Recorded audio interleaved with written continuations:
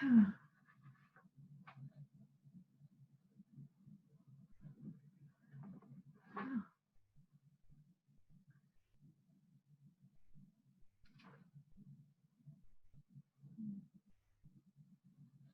good morning, family. We are waiting to be joined by Miss Allie Cannington. We're really excited to have this conversation. It's going to look at intersectionality, housing, accessible living, community living, discuss some of the work that we've done together, and obviously celebrating and bringing awareness for ADA 30 for 2020. We're excited to be having the bigger conversation with her with regards to supporting this awareness initiative via the Martin MS Alliance Foundation. And we thank you all so much for joining us. She should be with us shortly, so we do thank you so much for your patience. For those of you that don't know about our foundation and the initiatives that we've got moving forward, for 3030, we decided we wanted to do a series of discussions with various people within the community, doing some cross-intersectionality on topics that don't usually get brought to light, such as we just did one on life coaching, and we did another one on arts and disability community, and we are going to be lucky enough to be joined by Ms. Allie Cannington that's going to discuss with us housing and talking about disability within the community and her passion around being that type of advocate.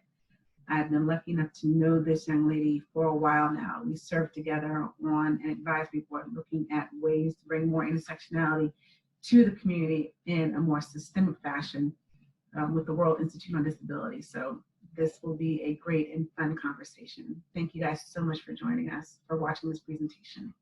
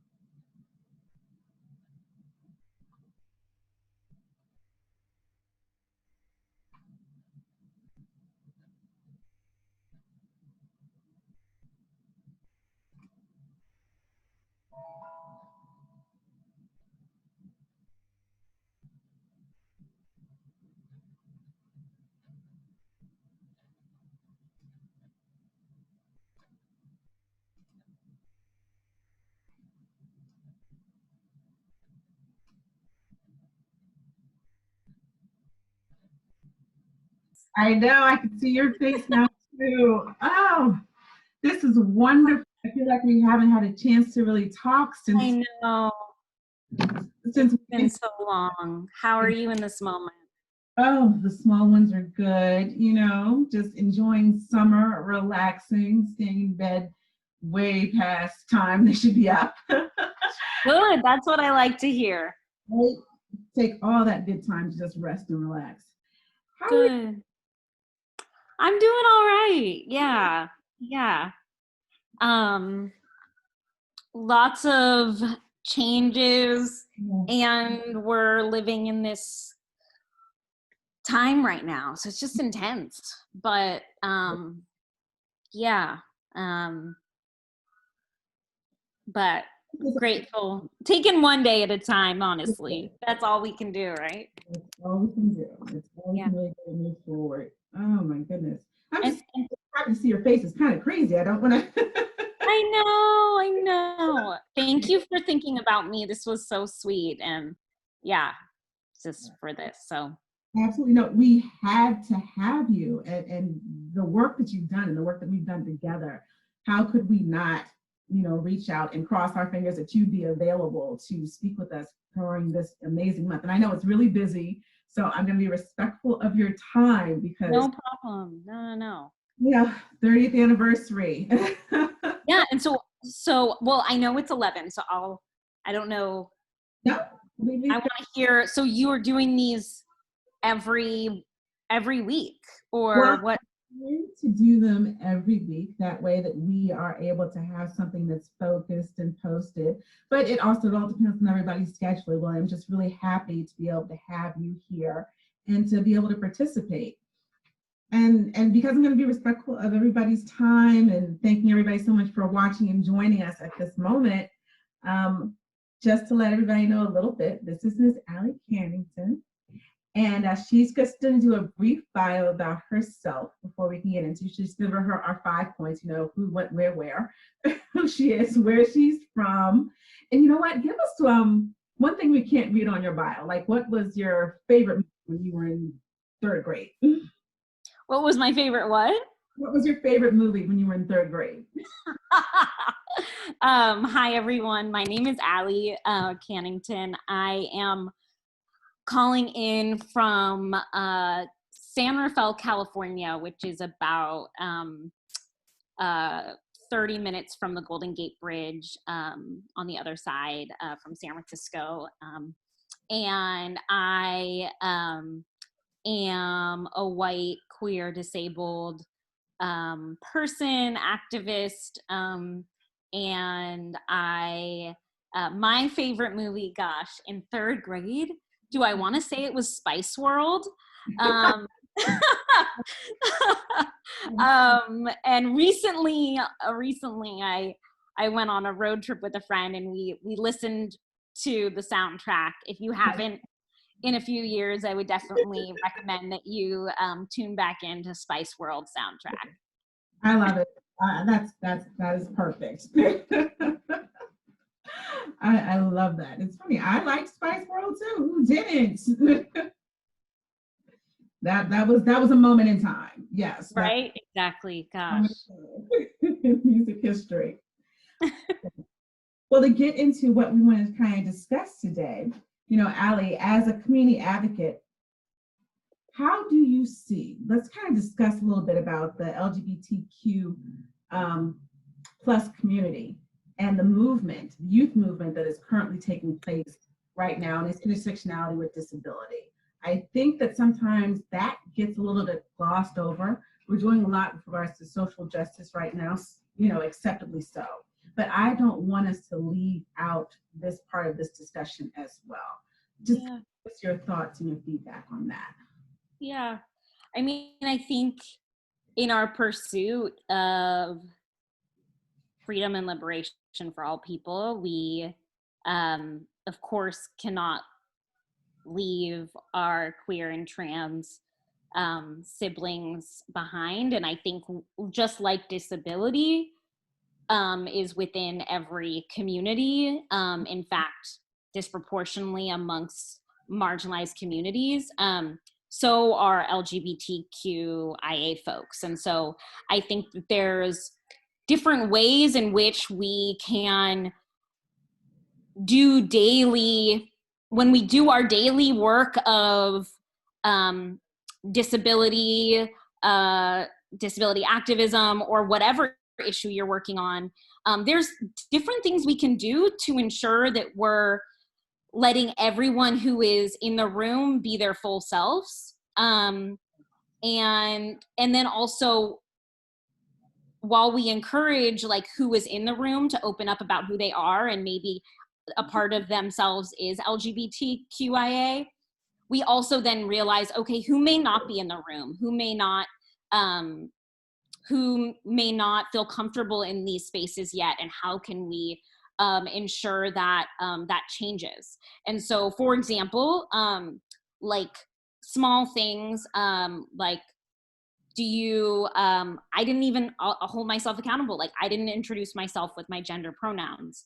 So I use she and they pronouns. And so when we introduce and create these norms about like, hey, let's just make sure we share our pronouns so that people know how to refer to us, that can give the opportunity for someone to declare how they want to be referred to themselves, how they want people to refer to them.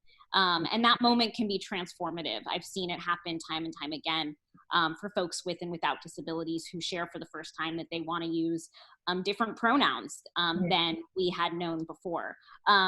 So little things like that. And then of course there's larger, more issue-based conversations we could have about the different parallel intersecting issues that LGBTQIA folks face and people with disabilities and so on. But I'll stop there.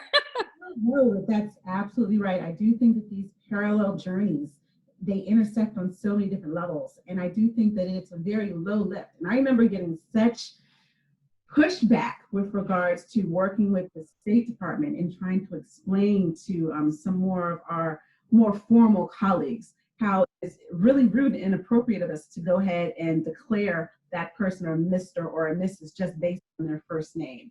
I really thought I was going to get fired at that point, trying to explain as judiciously and as gently as possible that, you know, we should not just automatically presume that this person has declared themselves or wants to use that pronoun. And I eventually had to put it in an academic standing. It's like, I don't know, maybe they want to be referred to as doctor. We just, you know, I was like, Ambassador, let me go and ask before we start writing something down and putting it out there in that sense. So I do think that is a good small lift that opens up that door of conversation. And as you said, allows people to be themselves at the table. Yeah, yeah. I mean, especially when the only way we're gonna reach liberation for all people is by building genuine relationships with each other across different communities. And so I just think about the importance of, like, when you're meeting someone and referring and that interaction and how critical that can be to building a relationship that can then move to larger actions that can be towards that goal that you both have, and what detriment could happen if, obviously there's always room for repair, and I believe in that if people are willing, but those interactions are so key. And I think also what you mentioned, like, when, like, for me, I'm thinking about as a white person, I will have certain privileges in spaces and not as much risk in speaking up about gender, about pronouns, and that I need to use that privilege to maybe have some of those more difficult conversations because I'm not having to experience racism in the workplace. No, I definitely do appreciate that. And I appreciate you putting yourself out there like that, because though you might not experience racism, there are some ethnic issues that may come down with regards to you, as well as gender issues, as well as the overall probably possible sexual harassment that could then come into place. So for you to put yourself out there and just not lay back and relax and rest on the fact that there is a certain amount of privilege that comes with your current status in society, but to risk that and to be part of this conversation to make this little blue marble just a little bit better for everybody else is really something to be thankful for and say thank you to you for doing that. And it really is appreciated. But I love what you're talking about in some of your other conversations where you speak to people with regards to their proximity to disability. Maybe you can explore that a little bit for us.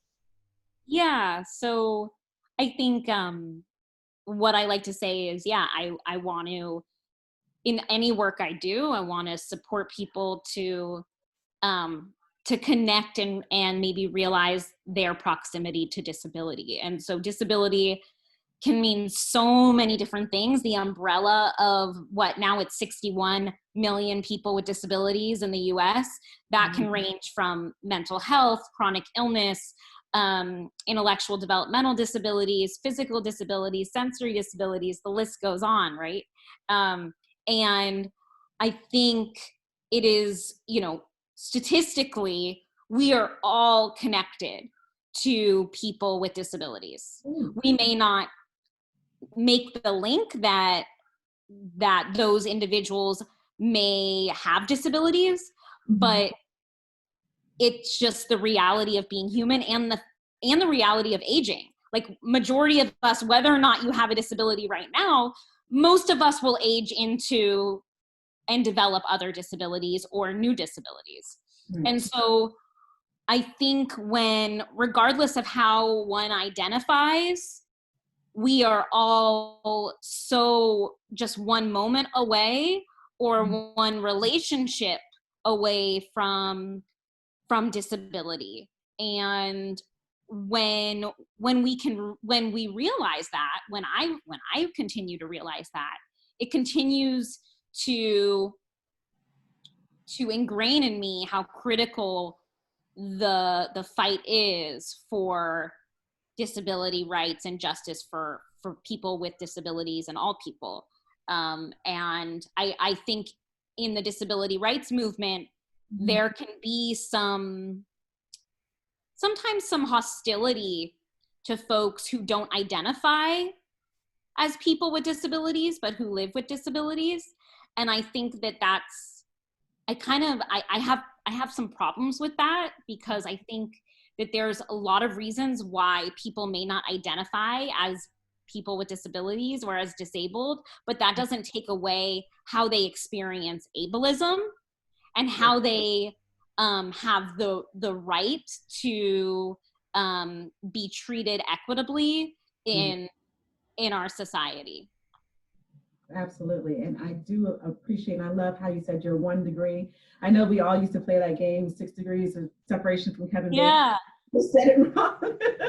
But I would do that. It's like, okay, so 6 degrees of separation. So you have this person here and that person here. You literally are 1 degree of separation from somebody with a disability. If you sit down and you think about it for a moment, and you are right, with the whole Congress of chronic conditions, and that can range from anywhere from diabetes to breast cancer. We are lucky enough to be living in a time now where breast cancer is no longer a death sentence. It is, hopefully, if caught early, please everybody keep checking, that it can be a manageable condition. But that then puts you in a category of having to have to take medications, having to have to be under that umbrella of the ADA, especially if you want to keep your employment, if you want to get equitable housing, which is something else I know that you work on specifically, which I'm hoping you can speak to us a little bit about, because the housing issue is critical on so many levels.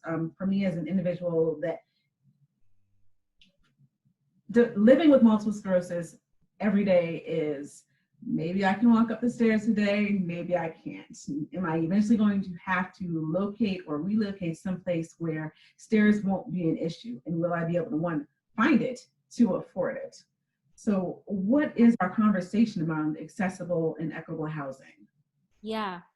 No, your housing continues to be, just through my experience in organizing with people with all kinds of disabilities around the country, and especially in California. I mean, basically the number one or two top issue in their lives is finding and keeping housing or gaining housing. And the issue of housing, specifically, through the work currently, I work at an organization called the Kelsey, and we both accelerate and advocate for what we call disability inclusive housing. And we see housing and the housing crisis impacting people with disabilities in regards to three things: affordability, accessibility, so physical access, but also access to public transportation, to the services you need, to your job, and then also to inclusivity. So ensuring that people with disabilities, regardless of their level of support needs, have access to community-based settings. We still have so many of our community members who are living in institutional or congregate settings, when everyone, regardless of their disability, regardless of their race, regardless of who they are, should have the right to live in the community. And so it's unfortunately, it's rare that we can find housing that checks all of these boxes. That's affordable, that's accessible, and that's inclusive. And so with the work that I've been doing with the Kelsey, we've really been thinking about both what does it mean to develop housing that meets all of those three things? And also, how can we advocate for policy reform that can help to incentivize the housing industry to build and preserve and protect housing that is affordable, accessible, and inclusive to people with disabilities? Yeah. And we definitely appreciate that work, because I know one of the things that we constantly run into with regards to looking at different housing and housing developments is they tend to be separated, very, very much so separated and segregated in every sense of the word. And the fact that it's like, okay, well, we've given you this housing development and there's X number of rooms and houses available, but they're over here in this section of the community. They're over here away from the community, but it's better over there. You're safer over there. And in that whole sense that that's not actually what's being said or what's actually being done. It is a separation for that protective effect. And what we're looking for is real, true community living on that basis. Yeah. I love that work that you're doing and trying to figure out and strike that balance. It always sounds like to me, all we're asking everybody to do is just build a house that works long term. It doesn't sound like a complicated message. Yeah. But we know that the systems that are developed that inform how housing is built was not created by people with disabilities, by Black and brown people, by people who are most disproportionately impacted by the housing crisis. And so the systems that they're helping to create housing that isn't really centering our needs. And I think you make a really good point around needing, like, not knowing what you will need in the future in terms of access, physical access. And again, I think there's really unique opportunities. The past few years, I've been able to do more intergenerational organizing with older adults. Yeah. And there's just some real opportunity to talk about, like, a lot of people say, like, what does it mean to age in place? Right. For adults and kids with disabilities, with that also, that applies to everyone. We all want to be able to age in place, not just folks who are older adults. And so how can the policy work and advocacy that is happening in the disability space and the aging space, how can we come together more? Just an example of kind of how we need to break those silos, because so many of us have similar goals or the same goals, but we just use different language to talk about it. Yes, thank you. I love that so much. That's exactly what it is, in that sense that we all have the same goals. We're just using different words to define it. And when you actually, I think if you all were to sit down and draw it, you're all drawing the same tree. At the end of the day, it has a trunk, it has branches, it has some leaves. There might be different kinds of leaves for those different stages, but at the end of the day, they all have leaves. So how can we really break down those silos and find the words to help with the policy, to help with the building of these dwellings for the time that we'll be here? And I need people to understand that it is temporary housing. All of this is temporary. So let's make the best of it that we can and make it as accessible and community-based as possible. I truly appreciate what you do with regards to that, because I think that, like you said, the policies weren't originally set up, but now you're making the table more diverse. So somebody's having that conversation. Yeah. Some of the policies that come down and some of the things that come out, you sit there and it's like, well, who was at the table for that? Exactly. Speaking of which, I hope it's okay, I want to do a little plug. Like, we need more people with disabilities in the field of housing, the field of affordable housing. And we are launching a program called Raise the Roof, a training program for leaders with disabilities to advance housing.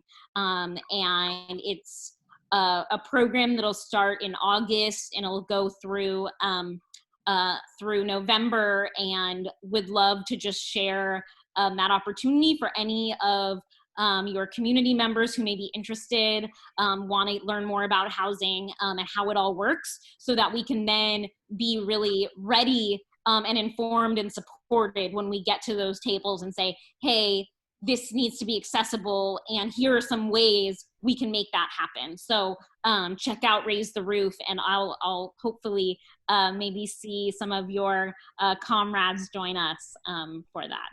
Well, I would love that. And of course, all that information is going to be included in the notes and the transcript along with the video piece. But in the meantime, can you just give us the website that they Yeah, for sure. It's www.thekelsey.org/raise the roof.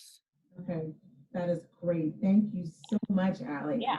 Appreciate that. Love that we were able to really delve into that whole housing piece. And thank you for bringing it back around to this is a place of opportunity as well. I mean, we've been missing at this table for a minute. I think that we need to go ahead and get a real good foothold in that. And having those conversations and making sure that it's kind of that centralized housing. You talked about transportation being a piece of what housing needs to look like. So at the table they can see that is critical. It's all connected. Yes, thank you. I'm thinking when I hashtag that, all connected. Where's my, that now? Yes, all connected. The 30th anniversary of the ADA. Yeah. What does that mean to you? I guess personally as a person living in this community, and what do you hope to see for the next 30? You know, looking at ADA 60, because it's going to be here in a minute. Yeah, I've been thinking a lot about what this anniversary means to me personally, and what how it connects to this time we're living in with COVID-19 and the uprisings in defense for Black lives, and disproportionately, you know, people, Black and brown people with disabilities being impacted by violence and by COVID-19. And so I think about what the ADA means during all of this. And I've also, in connection, thought about like what the ADA has done for me. And I don't know where I would be today without my, like, the leaders who fought for all of us, for the ADA to be passed. And I think that the ADA it cannot be the end all be all. I would not, you know, have access to the accommodations in the workplace that I've needed, public transportation that I've needed to live my life, just to name a few things. But at the same time, I've also thought about, have I benefited more from the ADA as a white person than than how the ADA has benefited my colleagues who are Black, brown, Indigenous, people of color with disabilities. And because I think about, like, the ADA is supposed to apply to folks who are incarcerated, and yet it's not helping very much right now. So I think, again, the ADA is an incredible tool, and created a foundation, a legal foundation of protection for us. But how can we use this anniversary as a reminder that there is so much more to be done, and that some of the lessons of the passage of the ADA and what led to the ADA can teach us so much about what we need to do now. So two things come to my mind that I've been thinking about a lot. One is the fact that Yoshiko and Dustin and Justin Dart, and I'm sure many other incredible activists in the battle to pass the ADA, they went to every state twice to collect the stories of people with disabilities and how they were not having access to whatever part of their life. And I remember seeing these photos of just these boxes and boxes of boxes that they brought to the Capitol with people's stories. And that's happening now, but like on social media, right? But how critical it is to ground our work in people's lived experiences on the ground, and to center our work on the stories that are not being heard because of intersecting systems of oppression. And yeah, and then the other thing I'll just say is, like, we got the, you know, it was the LGBT movement and the disability community that came together to ensure that HIV and AIDS was included in the ADA, and that we needed to do that cross movement building work in order to make that happen. And so how can those lessons apply to the reflection of what it means to have a 30th anniversary, and how we have so much more work to do? I've loved everything that you said, because I think that is critical. We do need to continue to tell our stories in whatever platform you feel comfortable doing so, whether that is live on video, or if it's on Twitter, or if you're blogging it out, or if you're posting awareness statements. Let individuals know you tried to get into the doctor's office today, but guess what? There was no ramp. Let them know you tried to go to your OBGYN, but guess what? The table was not accessible. Have those conversations, have those stories, because people don't know that, yes, we do have the ADA, and yes, there are legal requirements in place. It has provided us, as you said, a great foundation. But now we need to stop talking about legal requirements and talk about inclusion. It can't be that. And how it's proportionately applied or not applied to individuals of color.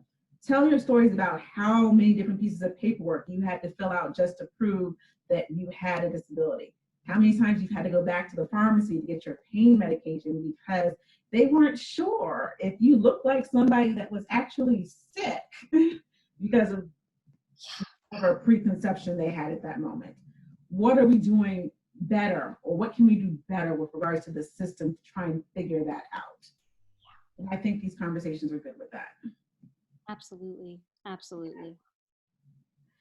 So I love what you said, and I think that, yeah, for ADA 60, more stories, more questions. Yeah, and I think ADA 60, I mean, whew, let's dream big. I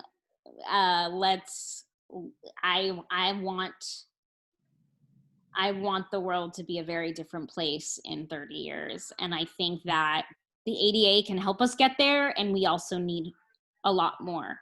And we need to find new creative ways to use the ADA to continue to support people with disabilities, and especially those who may not have been able to benefit as much from the ADA, and really looking at that and figuring out what needs to change about our systems and about our movements, so that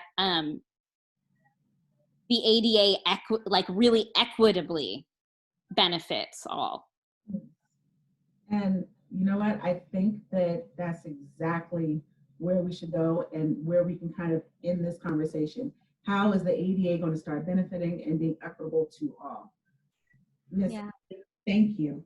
Thank you so much for being you, and for inviting me to chat, and for all of your work. And I appreciate you so much.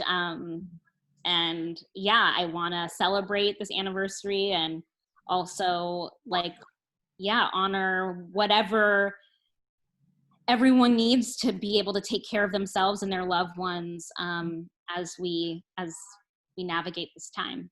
That's right. We're staying safe. We're staying practical. We're taking this time to expose these opportunities. And Callie, please give us the plug one more time for the opportunity in August. I think that's amazing. Yeah, it's called Raise the Roof. Yeah, it's cute, right? So disabled advocates, people with disabilities, let's raise the roof. Let's help to advance housing. You can find out more on Twitter, on social media. You can look up the Kelsey.org. And you can also feel free to reach out to me, and I can talk to you more about Raise the Roof and other ways you may want to get involved in housing advocacy. Yes, and her information will be included. I didn't know if you wanted to drop your Twitter handle or anything. Sure, it's at Allie Cannington, my first and last name. Okay. And definitely look up the hashtags disability solidarity as the disability community continues to need to hold the movement accountable for racial justice. So I definitely follow that hashtag as well. It's for racial and ethnic justice, and yes, absolutely, more intersectionality with regards to everybody understanding that this crosses over in so many other ways, and it's not monolithic and single-minded with this, because it will affect you eventually. There's 1 degree of separation, as she said, 1 degree. 1 degree. Well, on behalf of the foundation, on behalf of our 2020 8830 awareness campaign and outreach sessions and discussions, thank you so much, Allie. Is there anything else you wanted to say to close us out? Just, whoever is listening, just remember that you are worthy of the access and care, that you are enough, and to take care and take action. She has left us with 3 things that we have to remember to do. Use your pronouns, make room at the table, think about the intersectionalities and these connections, and that you are worthy. Okay. Yes, love it. Thank you so much. Thank you so much. I'll talk to you very soon. Absolutely. Bye. Okay, bye.